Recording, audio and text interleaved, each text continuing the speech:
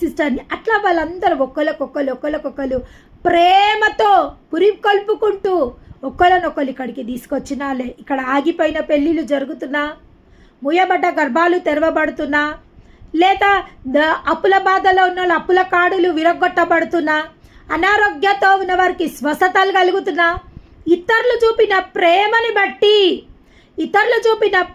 బట్టి ఒకరినొకడు పురుకొల్పుకోవడం వల్ల, ఈ యొక్క దేవుని సన్నిధికి రావడం వల్ల వాళ్ళు మహాద్భుతాలు పొందుకోగలిగినరు.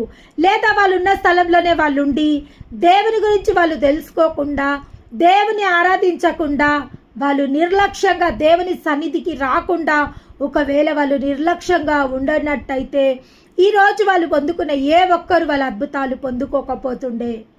ఇంకా వాళ్ళ స్థితి మున్పటి స్థితి కంటే కడపటి స్థితి ఇంకా దిగజారిపోయి వాళ్ళు